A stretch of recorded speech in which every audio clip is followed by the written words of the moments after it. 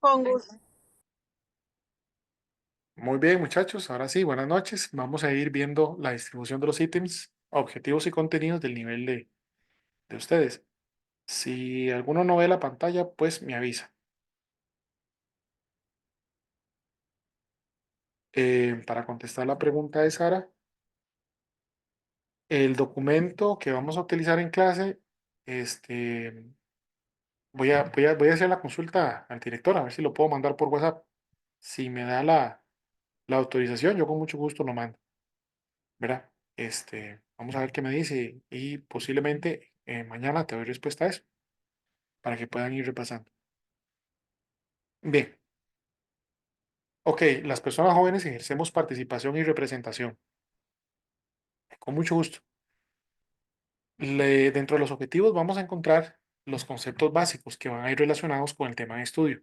Entonces, ciudadanía joven, comunidad educativa, proceso electoral, gobierno estudiantil, programa de gobierno, rendición de cuentas. Todos estos conceptos los vamos a ir viendo con su definición y explicación paso a paso.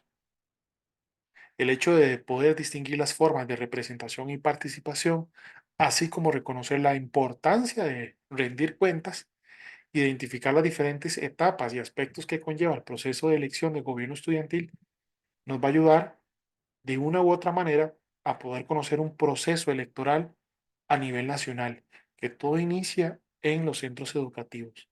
Entonces vamos a ir enfocando lo que son la participación estudiantil como una manera de acercarnos o asimilarnos a lo que es el proceso electoral a nivel nacional a el proceso electoral a nivel cantonal, ¿verdad? Que ahorita viene a partir del 4 de febrero que tenemos las próximas elecciones. Entonces, esto es una forma como irnos acercando a la temática que nos vamos a presentar el próximo 4 de febrero para ir a votar. Las formas de representación y participación de la persona joven, para eso necesitamos saber cuál es la función del gobierno estudiantil. Entonces, conceptos como campaña nacional, sufragio, programas de gobierno, organización, atribuciones, importancia, todo esto relacionado a las instituciones encargadas del proceso electoral, ¿verdad? Dentro de eso es el gobierno estudiantil que encontramos en un centro educativo. Vean que esto lo estamos viendo a nivel de colegio, colegio o escuela, ¿verdad? Para que tengamos una noción hacia dónde nos vamos a ir.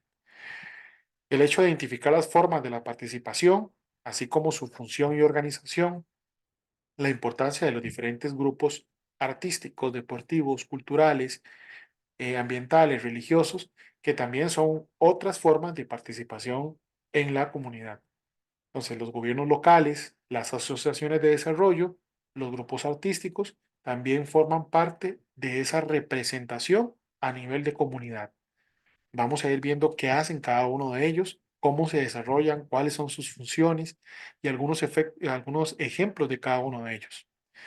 Las características dentro de los mecanismos y espacios de participación de la ciudadanía local, el hecho de analizar cada uno de esos espacios y mecanismos para conocer un poquito acerca del sufragio, la audiencia pública, el cabildo, el plebiscito y el referéndum, ¿verdad? Con base a este primer tema, vamos a encontrar 13 preguntas en el examen. Bien, luego vamos a entrar al tema número 2, que son derechos humanos para todas las personas. Acabamos otra vez a los conceptos básicos. Dentro de esos encontramos derecho, deber, derecho humano, declaración, igualdad, libertad, justicia, solidaridad, entre otros. Entonces, algunos conceptos y principios de lo que es universalidad, temporalidad, progresividad, irreversibilidad, transnacionalidad y todos estos. Dentro de esto, el hecho de analizar los derechos y la Declaración Universal de los Derechos, el avance alcanzado por los derechos humanos en cuanto al respeto y la valoración de las personas. La primera, segunda y tercera generación de los derechos, ¿verdad? A nivel civil, a nivel político y a nivel colectivo. Luego vamos a ir analizando un poquito la legislación que protege los derechos humanos. Dentro de eso, la Declaración de los Derechos Humanos, en 1789, la del hombre y la del ciudadano, el convenio sobre la eliminación de todas las formas de discriminación contra la mujer, la CEDAW, y la Ley General de la Persona Joven. Por último, vamos a distinguir los mecanismos que existen para la protección de los derechos humanos. Entre eso, todas las organizaciones internacionales, nacionales, instrumentos, tratados y declaraciones que vamos a encontrar en este temita. Luego vamos a pasar a las generaciones de los derechos humanos, los derechos humanos de tipo colectivo en cuestión social del Estado costarricense, los desafíos del Estado costarricense en relación a la convivencia de los derechos humanos y distinguir específicamente la tercera generación que aspiran los habitantes en Costa Rica.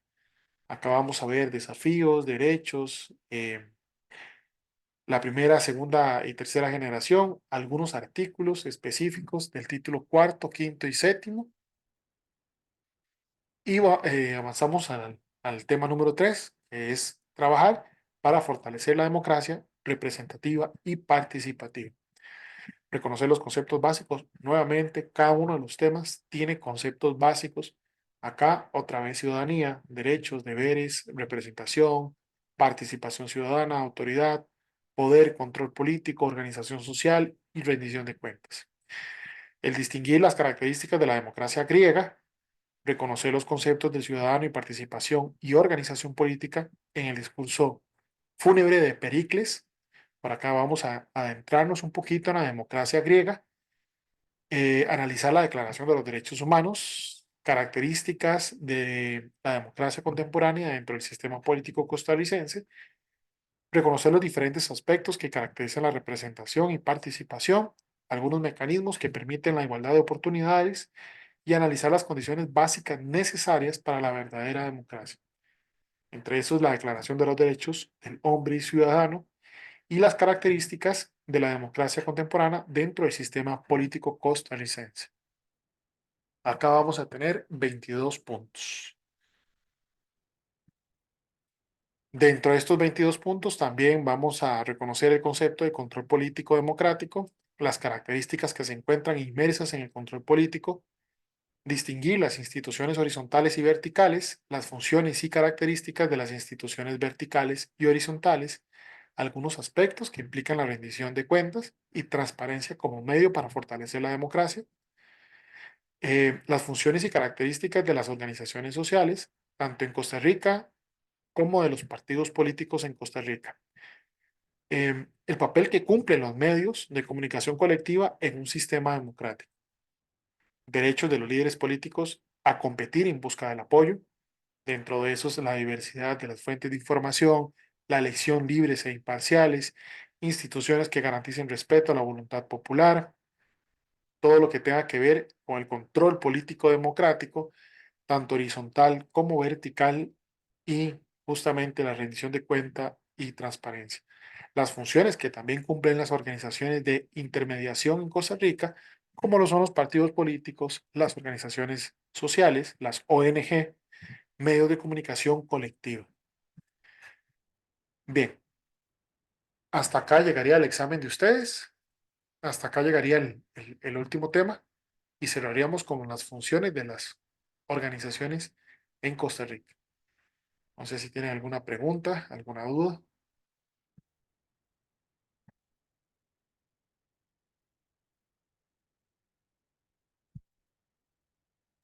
No, profe, de momento todo claro. Ok, muy bien. Vamos a dar inicio entonces con el temita del día de hoy. Hoy vamos a ver la comunidad educativa. Entonces, algunos conceptos básicos, como lo acabamos de ver, pero antes vamos a ver una pequeña reflexión en torno al tema del día de hoy.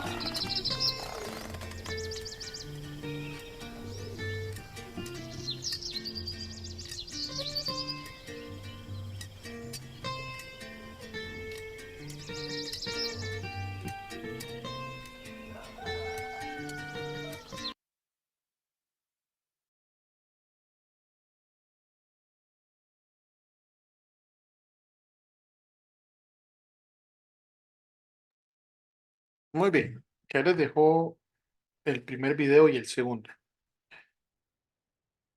¿Qué opinan de los videos?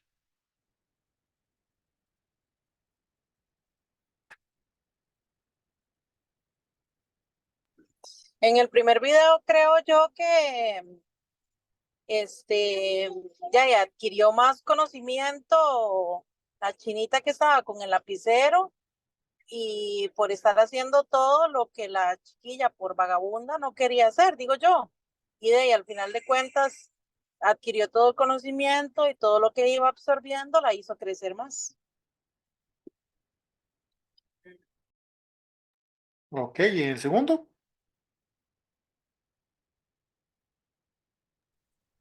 Y en el segundo, ¿qué opine alguien más? Porque no lo pude ver 100% completo.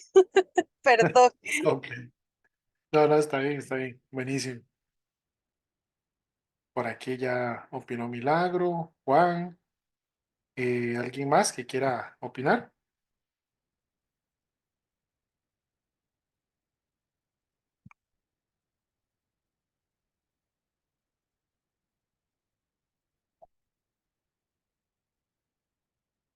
Tal vez puede ser que al final, digamos, él tenía su sueño en mente y todo, y al final de tanto esfuerzo siempre obtuvo su recompensa, digamos, o pudo hacer crecer su sueño. No sé, creo, lo que pude ver.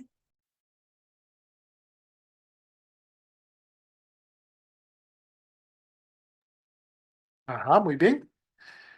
Entonces, por acá voy a ir leyendo los comentarios. Hay que trabajar fuerte, nos dice Milagro. Si no se esfuerza, no se recibe nada. En el primer video nos dice Juan Diego, en el segundo, si se esfuerza y al final recibe lo que quería.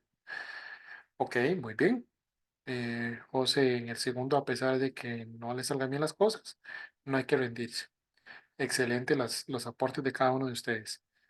Me parece muy interesante porque si ustedes ven, el tema es la comunidad educativa. En el primer video vemos cómo se relaciona con la educación y no sé si ustedes tienen algún primo, sobrino, un familiar conocido que está todavía en el colegio o en la escuela y han visto cómo este asunto de la tecnología se ha ido permeando y se ha ido metiendo dentro de la educación de tal modo, inclusive la evaluación ahora, hoy en día, está diseñada para que el estudiante pase el año. O sea, hoy en día es más difícil quedarse que pasar. Hoy, les pongo el ejemplo de educación cívica. Para que un estudiante de séptimo, octavo, noveno se quede en educación cívica, va a ser por dos cosas. O porque no entra a clases y digamos que porque no entrega el proyecto ni del primer semestre ni del segundo semestre. Para que ustedes tengan una noción. Un proyecto que se dura, mm, pongámosle, mucho 3 días. Mucho. Con un valor de 35%. No hacen examen en cívica. Entonces, uno se pone a pensar, bueno, si el estudiante solo yendo a clases pasa, ¿cómo estamos a nivel de evaluación? Si eso lo trasladamos en los años de, por ejemplo, mi generación, yo tengo 34 años, cuando yo estaba en el colegio, yo recuerdo que yo hacía exámenes en todas las asignaturas, la evaluación era por trimestre y valía más los exámenes que el mismo cotidiano. Era complicado, y más que yo estuve en un colegio bilingüe, entonces era aún más complicado. Cuando era séptimo, octavo y noveno, los estudiantes pasaban con 65, ahí se pasaba con 70. Entonces, era rigurosamente pesado por el horario, por la carga académica y porque uno tenía que venir con un ritmo distinto. Entonces, las modificaciones bajo la temática educativa dentro de la comunidad educativa, la malla curricular ha ido cambiando con el tiempo, se ha ido adaptando a las necesidades del estudiante. Y lo que hace bien, del estudiante, no a nivel de conocimiento. Si bien es cierto, ha mejorado en algunos aspectos, ¿verdad? De que ya ahora no es memorístico. Antes teníamos que aprender unas tablas sí o sí, aunque hay muchos compañeros que dicen, no, es que las tablas tienen que aprendérselas sí o sí. Pero bueno, en estudios sociales uno tendría que aprenderse las fechas sí o sí. Y se llega a la conclusión de que hoy en día no necesitamos aprender las fechas para comprender la historia, que al fin y al cabo el objetivo es eso, comprender, la comprensión, el análisis. Eso es lo que necesitamos. Que el día de mañana nos digan, bueno, ¿de dónde proviene el ser humano? Y podamos responder a nivel histórico. Bueno, pero ¿quién es Hitler?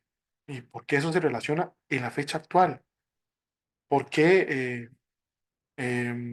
iríamos a una tercera guerra mundial y no la primera guerra? ¿Por qué los conflictos en la Franja de Gaza, por ejemplo, en Ucrania.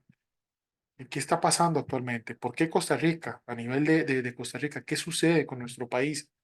¿Quién fue Liberación Nacional? ¿Cuáles fueron sus inicios? ¿Por qué son dos partidos tradicionales en Costa Rica? ¿Cuál es la historia? ¿Quién es Calderón Guardia? ¿Quién es José Figueres Ferrer? Esto, ¿verdad? Para podernos explicar hacia dónde vamos, cómo venimos y cómo vamos y de la forma a la que vamos a llegar. Entonces, el comprender no significa memorizar, significa justamente eso, comprender.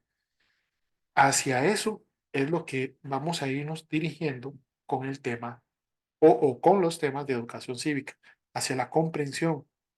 Y justamente la reflexión en el primer video nos habla sobre eso, de que ahora nos encargamos tanto de andar con los aparaticos, el celular, día y noche, como una forma o una fuente de entretenimiento, cuando el dispositivo no fue creado para eso, y descuidamos otras cosas. ¿Para qué? Para calmar en muchos casos los niveles de ansiedad, para ocultar en muchos casos la necesidad que tenga de un papá, de una mamá, de un novio, de una novia, de un hijo, y dejamos a un lado cosas esencialmente necesarias. Entonces, ¿cómo estamos a nivel educativo como sociedad? Donde el aprendizaje antes lo hacíamos yendo a una biblioteca, consultando libros de texto, y ahora tenemos la facilidad de buscarlo todo en Google. Inclusive ni siquiera tenemos que textear, con solo que activamos el microfonito, digamos, Google, ¿cuándo fue la Segunda Guerra Mundial? Ya el mismo Google ya nos contesta. ¿Verdad? Para los que tenemos Google, para los que son iPhone, pues creo que tienen Siri. Entonces, ¿hacia dónde vamos? ¿Hacia dónde queda la educación? Y también cuando hablamos de comunidad educativa, enfocados en esto justamente, en este video que nos manda a reflexionar sobre esto, la educación no está a cargo solo del docente, la educación está a cargo también de los papás. La educación empieza en la casa y la educación inicia desde los primeros 5 años de vida del chico o de la chica. Entonces es importante aclarar que el tema de educación no todo le compete al docente. Entonces es ahí donde el término de comunidad educativa incluye a la familia, al centro educativo, al mismo estudiante y a la comunidad en general, donde nosotros vivamos. Entonces es un término muy integrador y que si lo vemos desde esa parte analítica, en el video no se muestra a un papá, a una mamá, a un abuelo, a nadie. Entonces, ¿en manos de quién queda la educación del chico o de la chica? Y con base en el segundo video, por ahí estaba leyendo un mensaje, eh, aunque no salgan bien las cosas, no hay que rendirse. Me parece muy interesante esto que pone José, porque, no sé, actualmente la tendencia va hacia otro lado, hacia dónde vamos como sociedad. Si no lo logro la primera, entonces de ahí de ahí no se pudo, hay que hacer otra cosa, no se logró. Desde el 2019, cuando entramos en la época de pandemia, finales del 2019, inicios del 2020, con la pandemia, eh, el encierro, la frustración, el miedo, todo esto hizo también un cambio generacional en nosotros, que nos obligó a muchas cosas, a adaptarnos a niveles de ansiedad, a crisis, a pérdidas humanas, sufrimiento, dolor, etcétera. Cada uno de nosotros tuvo que vivir una odisea con este encierro de la pandemia. Hoy por hoy, el instituto está vivo porque fue una necesidad educativa con base en la pandemia, por ejemplo. Entonces, hay cosas muy buenas, a pesar de la crisis que vivimos y el encierro. Pero hoy por hoy, el hecho de ver el vaso medio lleno y no medio vacío, también nos implica esfuerzo, dedicación. El hecho que ustedes hoy estén aquí estudiando, eso les requiere a ustedes mucho esfuerzo y mucha dedicación. Que muchos de ustedes sacan tiempo de donde no tienen y están aquí conectados. Muchos de ustedes que tienen que cuidar a su mamá, a su papá, a sus hijos, que tienen que trabajar, que tienen que limpiar, y sacan tiempo para esto. Ese es el esfuerzo, ese es el mérito de eso. ¿Qué estamos construyendo con el hecho de que estemos en esta clase? ¿Hacia dónde vamos? Muchos de ustedes dicen, bueno, no, yo saco el título de noveno y voy por el bachillerato y voy más allá. Esa es la actitud, ese es el pensamiento. ¿Que les va a costar? Pues sí, vamos a tener que esforzarnos para lograr ese título. Pero así es cuando vas a ver más rico, cuando tengamos ese título, con el esfuerzo, con la dedicación, con las horas. Esto nos llama a eso. Entonces, ¿cómo vamos y cómo estamos? Bien, el primer término que vamos a ver, concepto básico, es la asociación. Ok, toda agrupación de personas físicas realizada con cierto propósito de permanencia para el cumplimiento de una finalidad cualquiera que sea, de algún interés común, llámese interés público o interés privado, para sus asociados o asociadas, siempre que sea lícito, ¿verdad? Que sea, esté bajo el marco de la ley y que no tenga de carácter preponderantemente económico. Esos son asociaciones, que no se busque lucrar eh, bajo este sentido. Entonces, tiene que haber personas, o sea, no personas virtuales, no, tienen que ser físicas para poderse asociar, ¿sí? Para cumplir cuál finalidad, de cualquiera. Llámese crear un parque, llámese la asociación en pro de los derechos de los perros o de los gatos o de los que comen hamburguesas o del adulto mayor o del minusválido o cualquiera que sea la necesidad que haya para poder generar una agrupación de personas para cumplir esa meta. La finalidad va a ser sacar a los niños de los semáforos. Esa va a ser la finalidad. Entonces, esa agrupación de personas van a trabajar en pro de eso. Es el interés en Profe, común. como por ejemplo lo que están haciendo ahorita, lo de la caja del seguro con esta chiquita que no le brindaron la atención necesaria en el hospital de Nicoya, que ya están agrupando como un número un grupo de mujeres que han sufrido agresión, ay, ¿cómo se llama? Bueno, en los hospitales cuando están embarazadas, que se les han muerto los niños y todo eso, es algo como eso. Es un poquito diferente. Bueno, no sé, no me sé mucho el contexto. Si esas mujeres se reúnen, las mujeres que mencionas, se reúnen para buscar que todas las mujeres embarazadas no vuelvan a padecer por lo que padecieron algunas y se agrupan como mujeres, entonces sí, porque la finalidad va a ser buscar o asociarnos como mujeres eh, en contra de, no sé, no es que no recuerdo qué fue lo que De, pasó, lo, de encontrar, digamos, de los hospitales, ay, es del que no me maltrato. acuerdo. Sí, es que digamos, cuando uno por ejemplo, en mi caso, digamos, que cuando yo fui a tener a mi primer hijo, que el doctor, como yo estaba pegando gritos que me dolía, que todo lo demás, el doctor llegó y me dijo, ay, pero, cuando se la estaban metiendo no estaba gritando igual, algo así, digamos, hicieron como eso como la de la caja, que está haciendo como un grupo de mujeres, la directora de la caja, porque no le brindaron la atención a esta niña que se murió, a Isabel del Milagro. Creo que es que no le dieron la atención en el hospital de Nicoya, creo que fue, porque ella nació prematura y prácticamente se la desahuciaron a la mamá y le dijeron, tome, aprovecha. Entonces hicieron como un grupo, por eso que sucedió. Entonces me imagino que es como una asociación, digamos, esto mismo que estamos hablando. Ah, ok, sí, vendría siendo, si se agrupan de esa manera, pues sí. Puede ser en el campo público o privado, ¿verdad? Podría ser inclusive en un hospital privado, ¿verdad? Bajo la misma problemática. Y que no sea necesariamente lucrar bajo ese dolor. Me explico. Que no sea buscar generar dinero bajo la premisa de el maltrato hacia la mujer embarazada. Siempre y cuando no se lucre bajo el concepto de la mujer embarazada, entonces sí. ¿Por qué? Porque Sí, la creo que ciudadanía... no, no, eso es sí, como sin fines de lucro, nada más Ajá, como para hacer el alto, digamos, de que eso exacto, siga sucediendo. exacto. Entonces sí, sí, buscar cómo concientizar a la población, a las personas, a los costarricenses, generar conciencia, ¿verdad? Para evitar eso y elevar en dados casos algún tipo de denuncia o demanda para que no se vuelva a repetir eso. Sí, correcto. Ok, sí. Bien, el siguiente término sería ciudadanía. Entonces, nosotros como ciudadanos reconocemos ese término como una condición.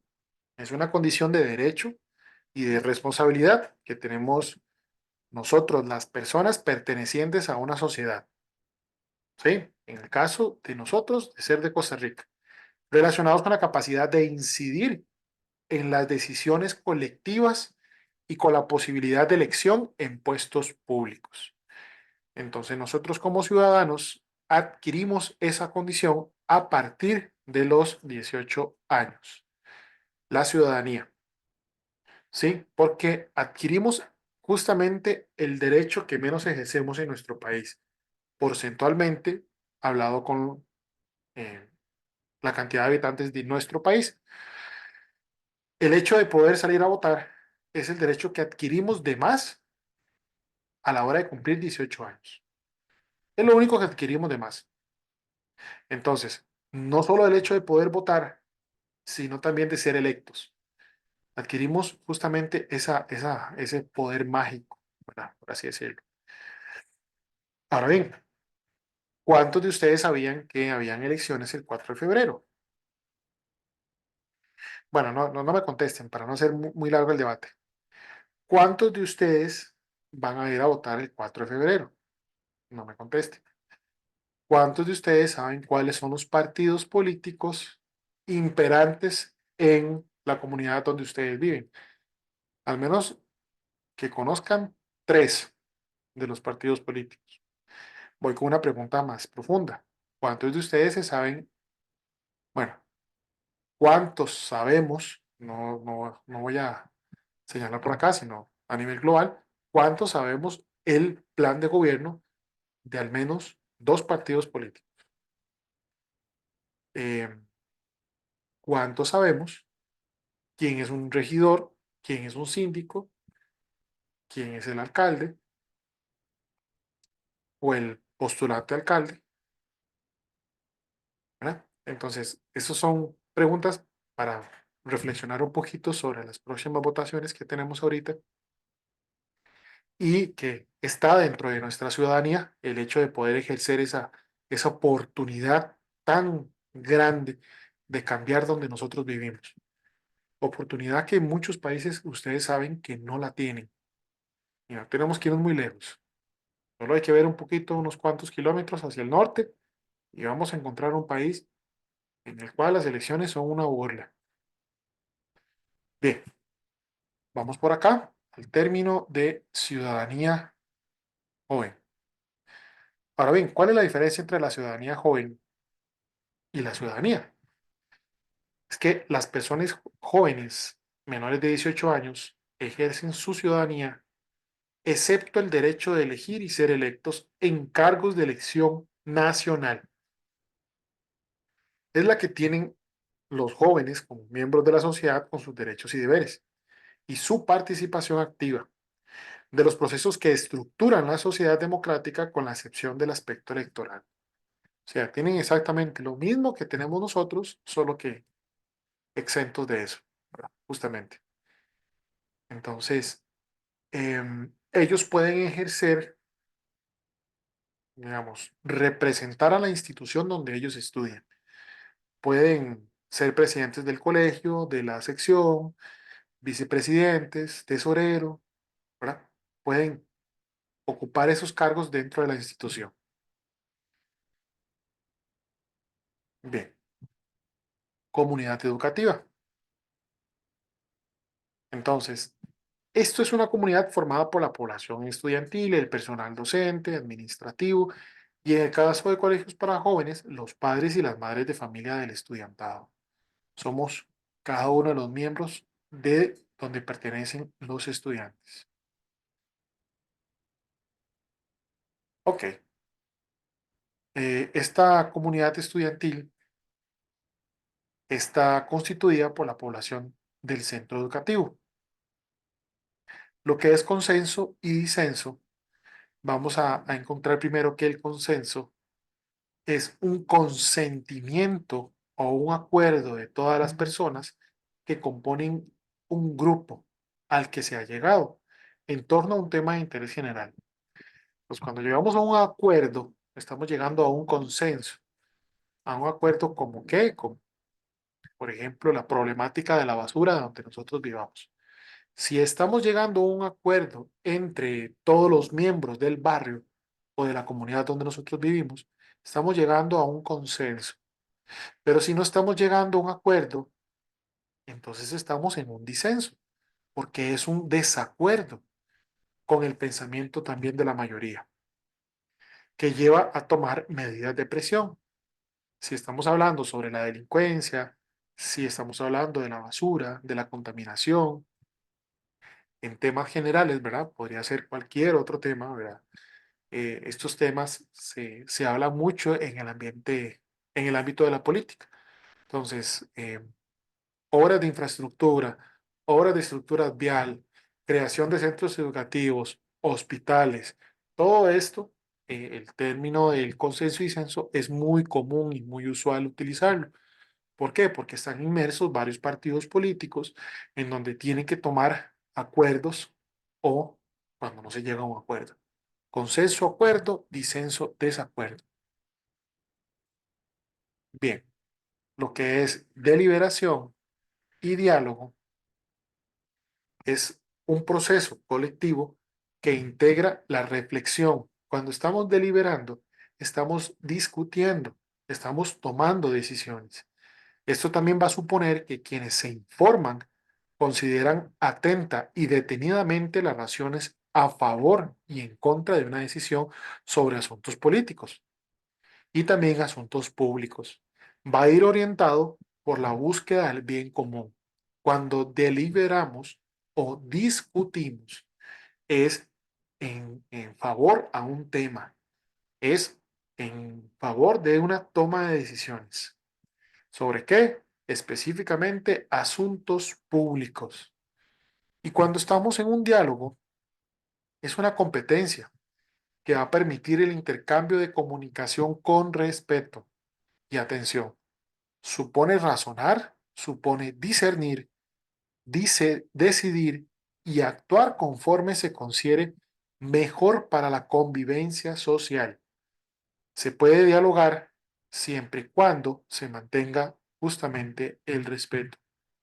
En algunos casos, el diálogo sale de tono siempre y cuando mantengamos la línea de respeto porque deja de ser diálogo, pero va a suponer cada uno de estos términos. El hecho de poder discernir, decidir, razonar, nos va a generar un diálogo.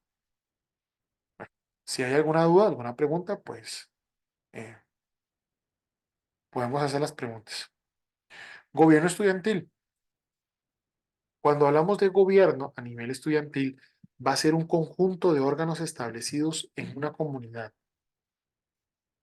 encargados del ejercicio de la representación de los estudiantes en el proceso de toma de decisión sobre asuntos de interés común y según la normativa establecida.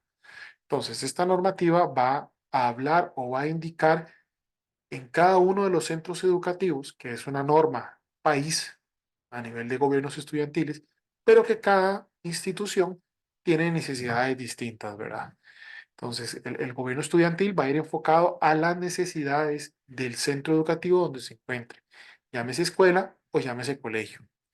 Entonces, vamos a encontrar diferentes necesidades, diferentes gobiernos estudiantiles enfocados hacia esas necesidades.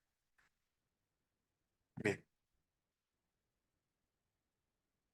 el liderazgo y la negociación es primero, para poder ser líder, hay que tener capacidad de dirigir o persuadir a las personas también se deriva de la interacción de las cualidades personales con un contexto específico de interacción.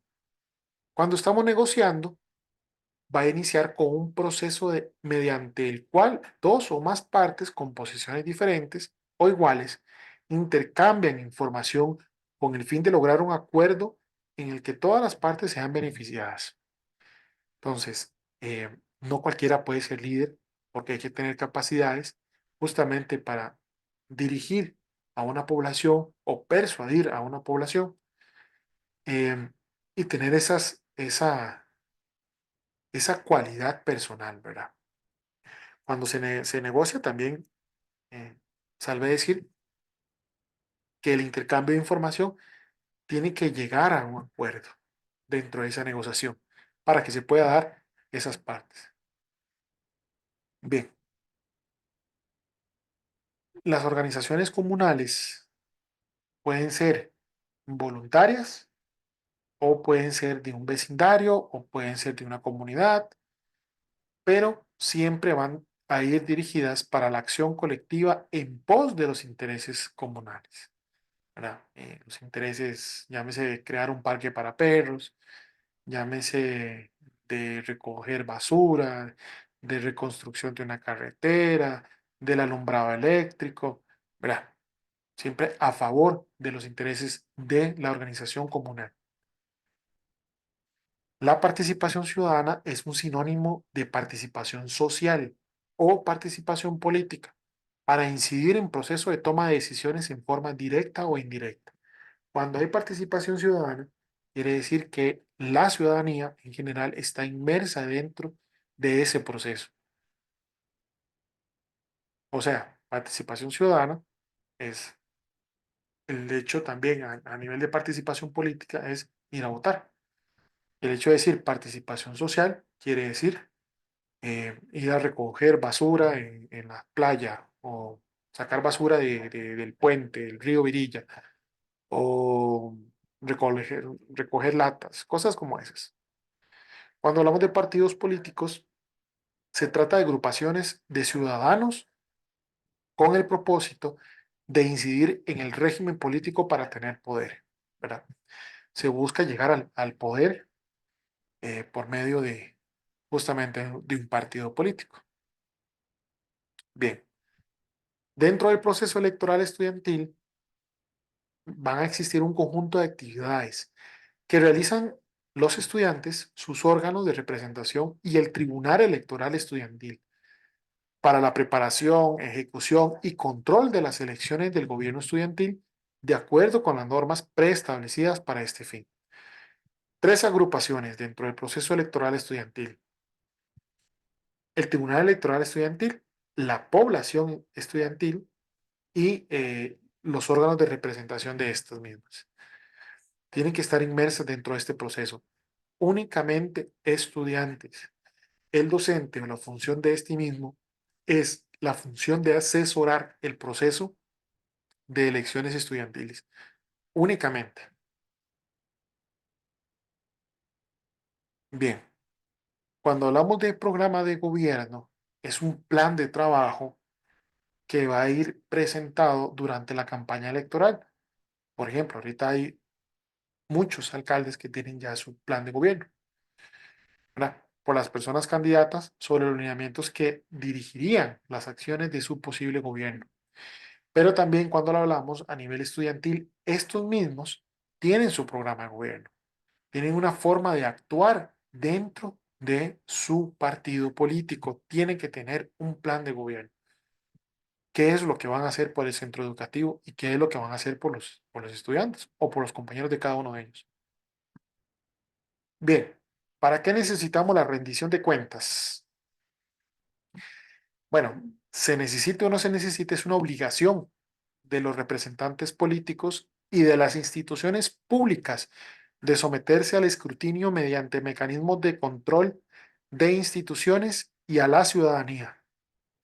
No es si quiero o no, es que se tiene que dar la rendición de cuentas para un proceso democrático, transparente. La representación es el ejercicio del poder por delegación de los representantes de tomar las decisiones principales en nombre de la comunidad política. Entonces, ese tipo de representación y ese tipo de toma de decisiones va a ser a favor de una comunidad política. Llámese cualquier partido político, para no dar nombres. Bien, hasta el momento, ¿hay alguna duda, alguna pregunta? ¿Hay algún concepto que no nos haya quedado claro? Profe, De de momento esto todo muy hay un pro- folleto. ¿Perdón? De estos conceptos hay un folleto o algo así con la explicación, digamos, de qué es cada cosa. Claro que sí. Yo les voy a mandar bueno, que deben consultar ahí con el director académico, ver si se los puedo mandar por WhatsApp y si no va a estar en la página de Cloud Campus. Viene toda la información. Ah, ok, muchas gracias. Mucho gusto. Y de igual manera, si hay alguna duda, pues aquí estamos. Bien. Entonces, el ejercicio de la ciudadanía incluye tres componentes. Estos tres componentes se derivan de, primero, el mínimo, componente mínimo, que va a referirse a los derechos y es una condición de deberes de los miembros de una sociedad. Va a ir relacionada con la capacidad de incidir en decisiones, es decir, la capacidad de elegir y ser elegido.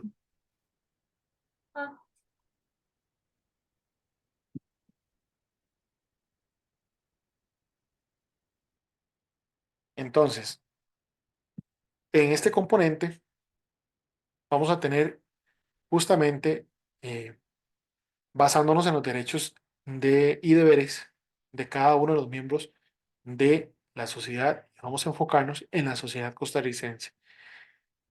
El segundo componente nos habla sobre la normativa, que son otros aspectos del desarrollo integral de cada una de las personas. Llámese derecho a la salud, llámese a la educación, derecho a la vivienda y el disfrute de un ambiente sano.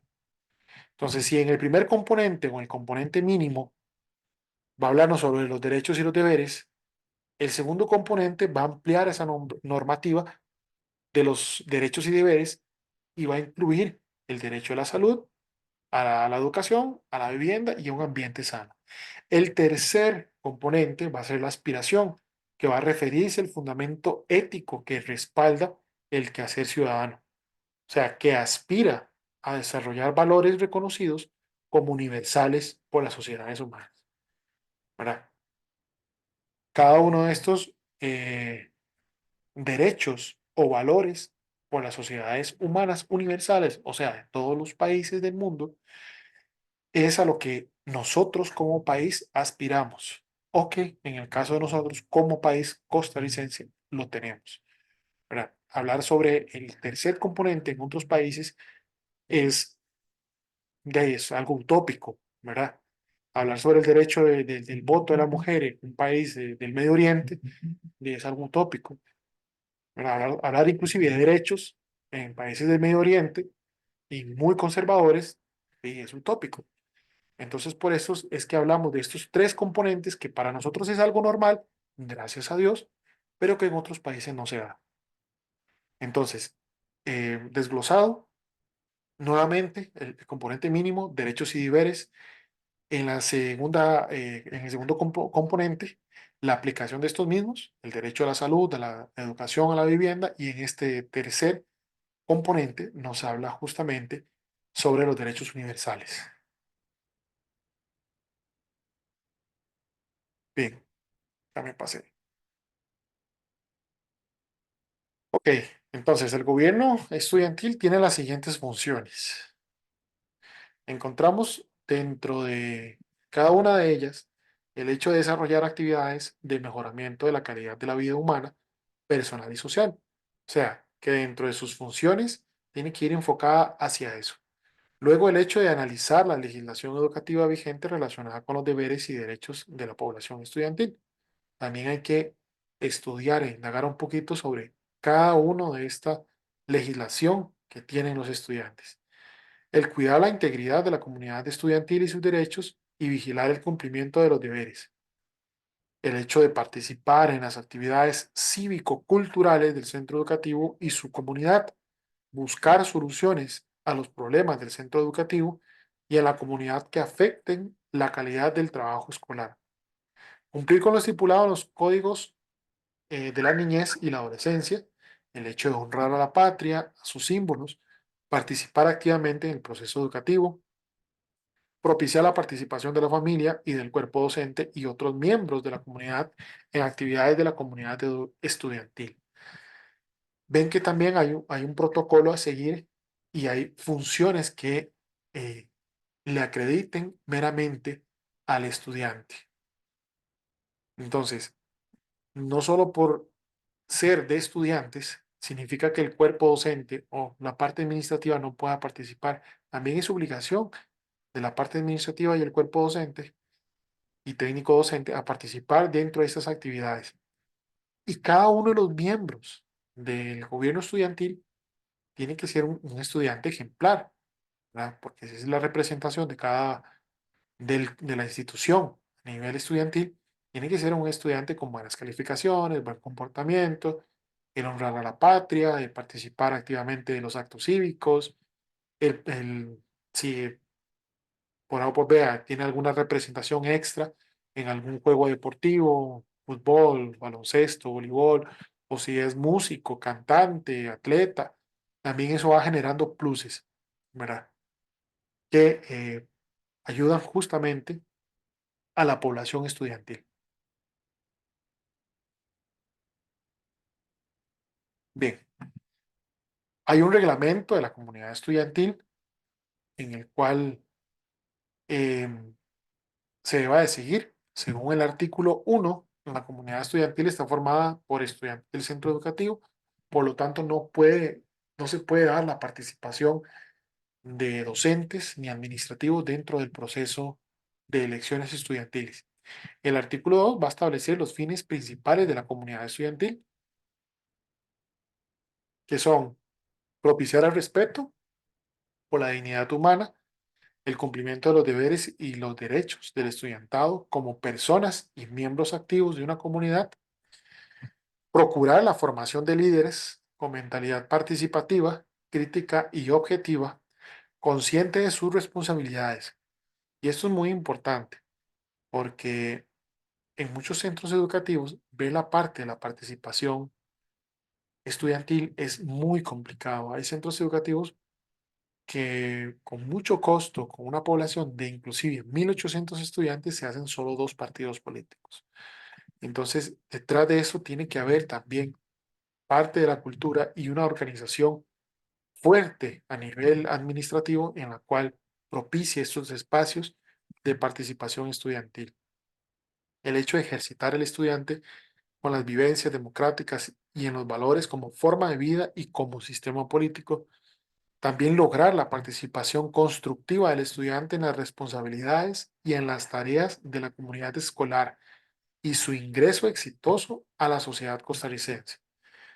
Si logramos cumplir con el reglamento de la comunidad estudiantil, logramos dejar esa semilla a nivel estudiantil, vamos a generar líderes oportunos y propicios para nuestro país. También practicar los principios éticos y morales del estudiante en un ambiente fecundo en valores a nivel nacional en armonía con la cultura universal. Favorecer la participación estudiantil en la toma de decisiones vinculadas con el aprendizaje en busca de la igualdad de oportunidades educativas. Se busca justamente que haya una igualdad para generar espacios hacia toda la población. En el proceso democrático en el ciudadano joven o el adulto están expuestos a enfrentar situaciones de conflicto. Entendido esto como una disputa de intereses o de bienes escasos entre dos o más personas en un enfrentamiento, a raíz de un disenso o un desacuerdo. El conflicto puede manejarse de varias maneras. Uno es evadiéndolo, ignorando como si no existiera. Otro es por medio de la violencia, lo cual tiene resultados negativos y la otra es el diálogo, porque a través del cual se encuentran soluciones sin que las partes resulten afectadas.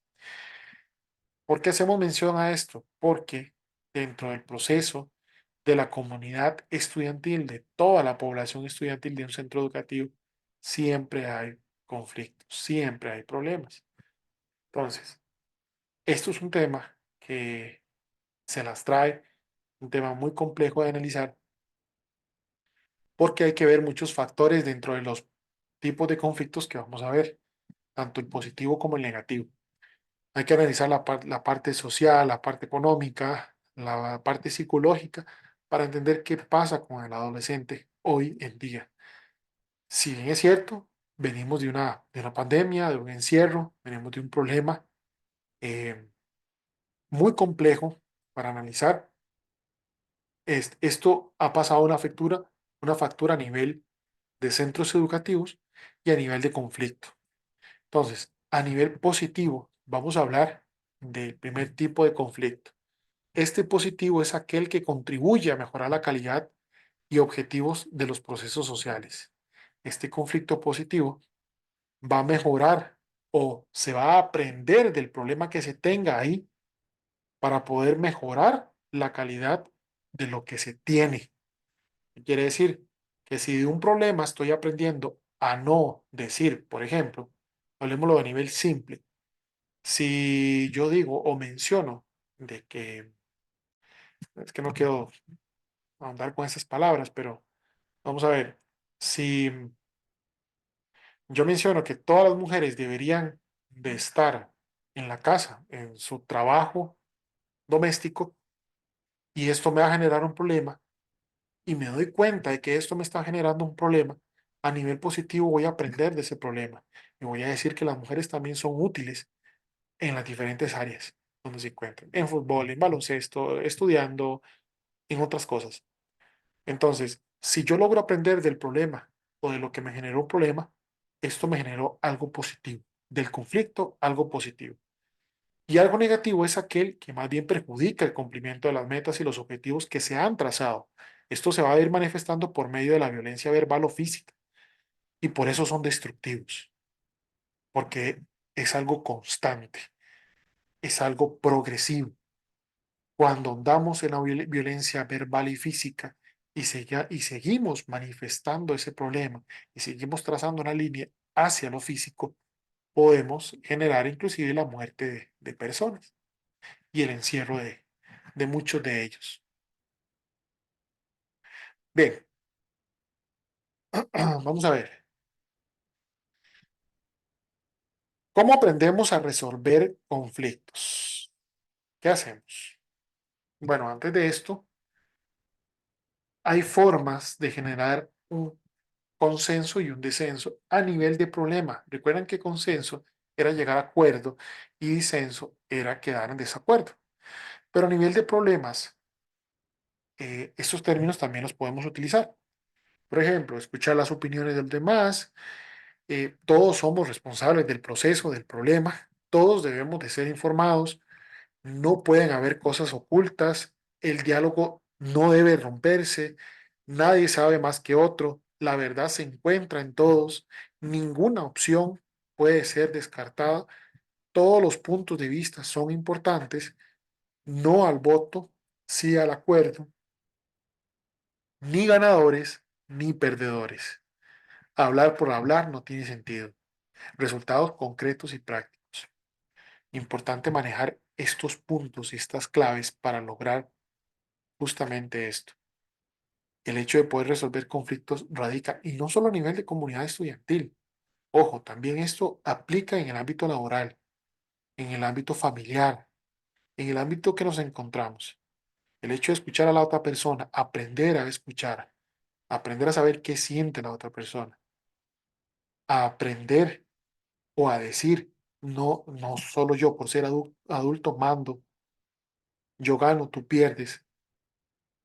El hecho de hablar por hablar sin ningún sentido, solo con el fin de lastimar, se rompe eso. Entonces, el hecho de poder tener un diálogo que me ayude a realizar resultados concretos y prácticos, puede generar mayoritariamente acuerdos o se pueden llegar a consensos. Bien, dentro de este aspecto también hay 3 requisitos para solucionar cualquier conflicto, para aprender a resolver estos conflictos. Mantener siempre una actitud abierta al diálogo, mantener una disposición de encontrar una solución mutua y destacar las actitudes respetuosas. Cuando estamos manejando un conflicto en nuestro hogar, hablemoslo, si estamos dentro de nuestro hogar o a nivel de colegio, ¿verdad?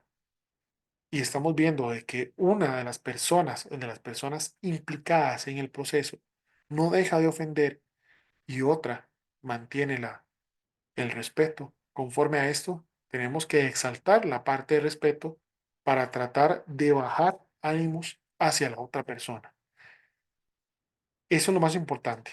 Siempre tratando de escuchar uno a uno, prestarle atención para tratar de resolver de forma pacífica y tratar justamente de llegar a resolver el conflicto. También el hecho de lograr identificar el conflicto, de describir por qué se dio el conflicto, explorar diferentes alternativas para darle solución, explicar cada una de esas alternativas y evaluar las consecuencias de cada una de ellas. Todo acto tiene consecuencia, llámese positiva como negativa. Elegir una forma de proceder, poner en práctica la forma de proceder y evaluar los resultados que se están llevando. Si es necesario, rectificar la forma de la solución elegida para lograr justamente a ese acuerdo. Bien, no sé si hay alguna duda, alguna consulta.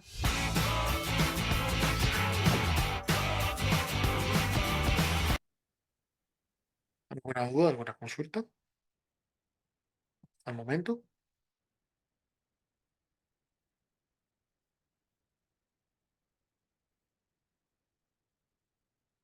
Ok, vamos a, muy bien, vamos a ver un par de videitos que nos habla sobre lo que son gobiernos estudiantiles y lo que es la participación estudiantil en torno a lo que hemos venido viendo con la lectura del tema.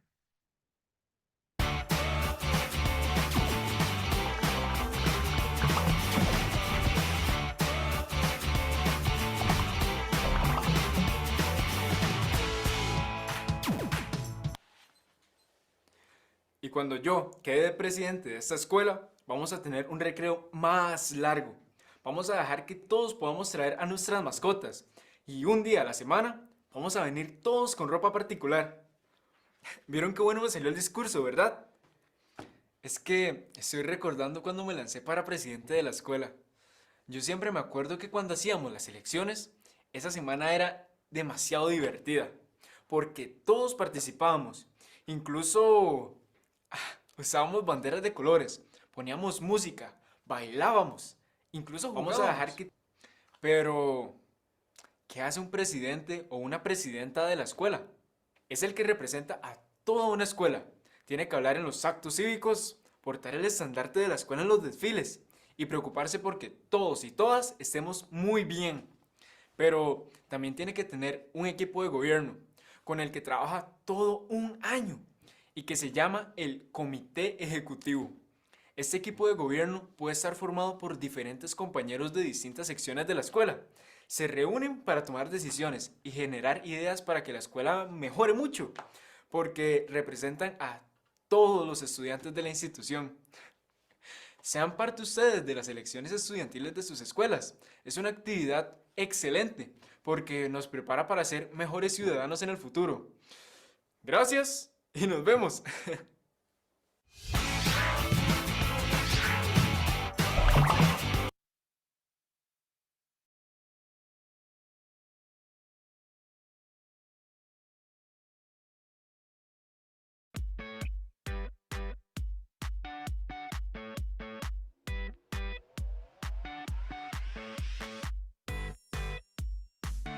Ok chicos, hoy estamos aquí para seleccionar al comité ejecutivo. Lo vamos a hacer por votos. ¿Quién quiere ser el presidente? ¡Yo! Los procesos de participación estudiantil son un espacio de educación que se da en el marco de los centros educativos, en el cual las y los estudiantes aprenden a organizarse, manejar conflictos, lograr consensos y acuerdos, negociar, hablar en público, tomar decisiones que conllevan a la búsqueda de soluciones, a la vivencia de los valores democráticos y a ejercer una ciudadanía activa como un derecho que a la vez implica una serie de responsabilidades.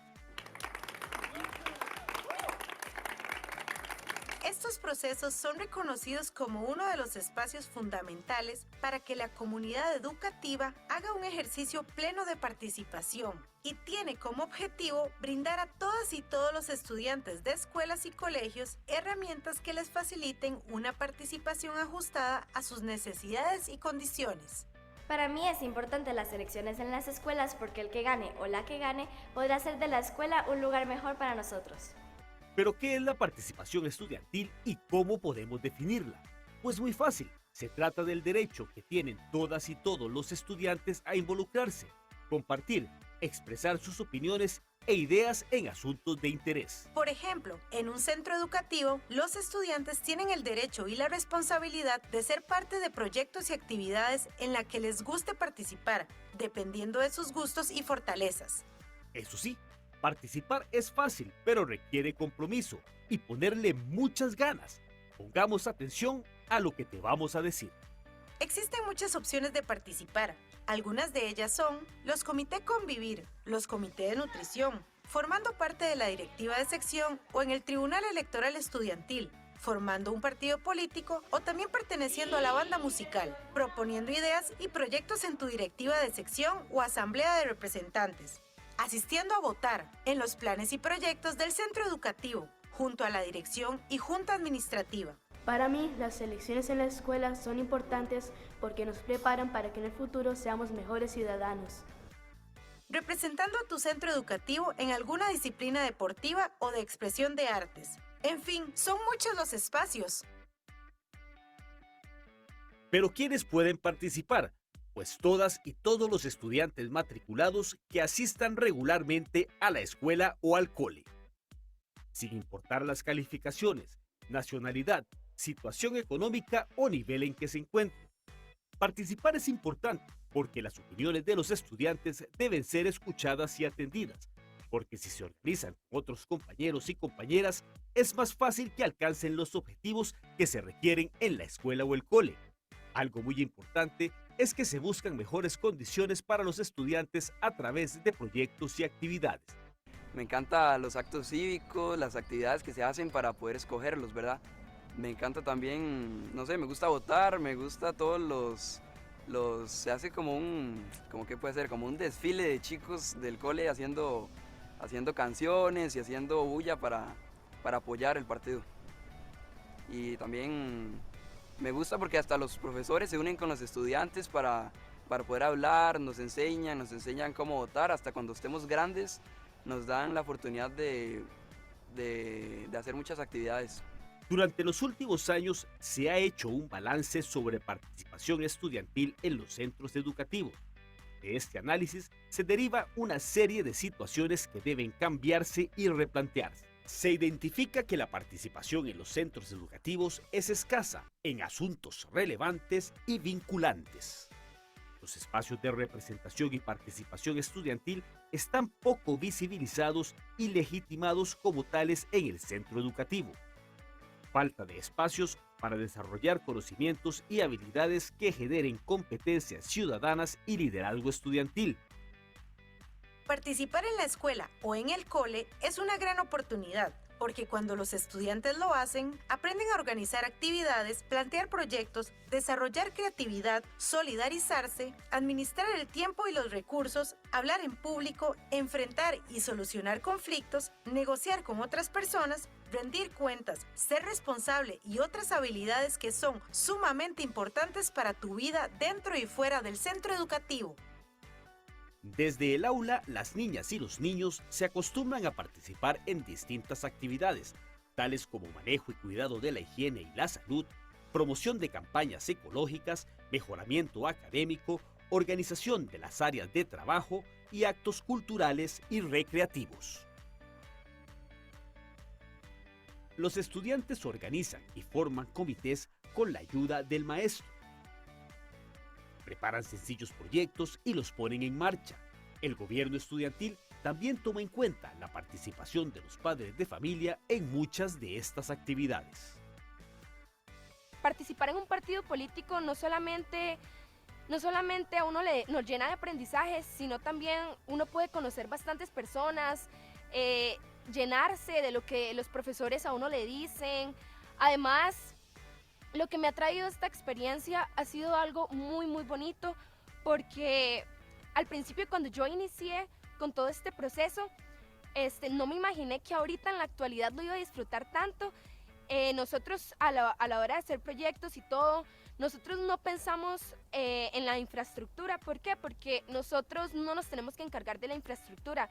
Nosotros tenemos que irnos al área más que todo de proyectos, de comunidad, de cómo podemos acercarnos unos con otros, los compañeros, los profes, y que podemos aprender de uno y del otro. En la escuela, a los niños y niñas hay que facilitarles su participación a través de distintas situaciones en las que tengan oportunidad de demostrar sus capacidades y desarrollarlas, propiciando el desarrollo socioafectivo de los estudiantes y el mejoramiento de su autoestima a través del trabajo cooperativo, participativo y democrático. Existe una escalera de participación planteada por el autor Roger Hart, que propone fases y niveles de participación. Los escalones más bajos representan aquellas formas de participar en que las personas adultas utilizan a niños, niñas y adolescentes para transmitir sus propias ideas y mensajes. En los escalones más altos se plantean aquellos modelos o formas de participar donde son los estudiantes ya informados los que gestionan cambios y externan sus propios intereses. Los niveles más bajos de la escalera son las formas más negativas de participación estudiantil, porque no existe un verdadero aprendizaje. Son aquellas que tienen que ver con engaño y manipulación. Por ejemplo, cuando las personas adultas utilizan a las personas menores para promover una causa. Cuando ubicamos estudiantes como fachada para llenar espacios e impresionar a políticos o a la prensa. Cuando las personas adultas seleccionan estudiantes con mayor facilidad de palabra solo para que emitan discursos realizados por adultos. En el caso en que los estudiantes son consultados e informados, es un avance en la escalera. En los escalones más altos se percibe mayor involucramiento de ideas, discusiones y análisis de los y las estudiantes. Una de las metas en el tema de la participación estudiantil es el caso cuando los estudiantes deciden qué hacer y las personas adultas participan solo si las personas menores solicitan su apoyo. En este caso, los adolescentes inician sus propios proyectos, lo dirigen y lo gestionan. La participación estudiantil es un proceso gradual de aprendizaje mediante el cual las y los niños comparten con las personas adultas las decisiones que les afectan tanto en la vida propia como en la de la comunidad y entorno próximo.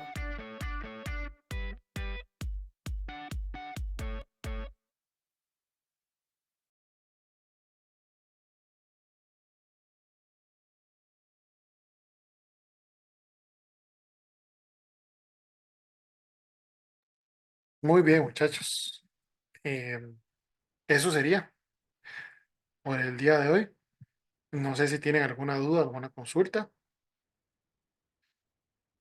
Si no, pues nos vemos la próxima semana. Recuerden que el día de mañana les estaría mandando la clase. Voy a subirla hoy. Entonces, por cualquier situación que no se pueda subir o cualquier cosa que tengan ahí algún problema, se las mando a más tardar mañana para que la tengan ahí. Que pasen una excelente noche, que disfruten mucho su semana y que Dios los acompañe. Muy buenas noches. Chao, Buenas muchachos. noches. Buenas noches.